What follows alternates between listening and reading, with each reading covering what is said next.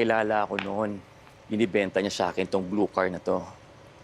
Ang sabi niya, galing siya sa future.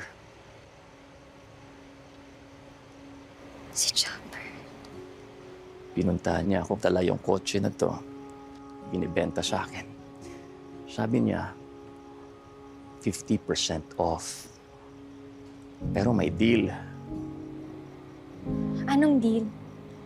Sabi niya, 2 years from now, 2011, may makikilala akong babae sa isang bazaar. Pamela ang pangalan. Nagtitinda ng gourmet. Kailangan, Bumili lang po kayo sa kanya ng gourmet tuyo, 3 bottles yung spicy. Yun lang po ang deal.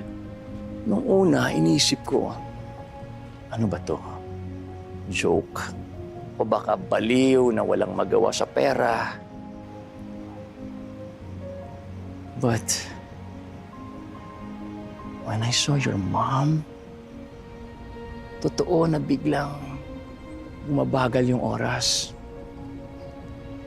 Alam mo yung gustong-gusto ko marinig ang boses niya. And then I learned na hiwalay siya at may dalawa na siyang babies. Ikaw, saka si Bonbon. But I simply didn't care. Tinanggap niya ako kahit di na ako magkakaanak. Sapat na daw kayo ni Bonbon. At 3 na raw ang aalagaan niya. Karen, buong-buo niya akong tinanggap sa buhay ninyo. At ganun siguro yung love. Ang pagmamahal ay pagtanggap sa taong mahal mo. Kahit sino o ano pa siya. It's magic.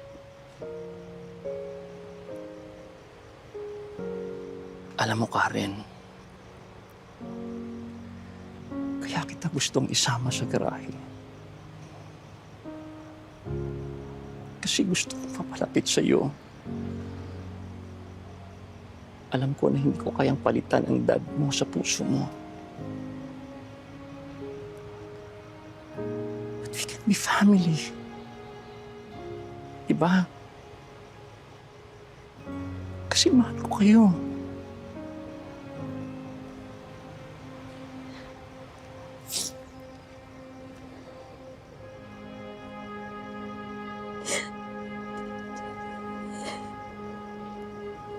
I love you, Dada.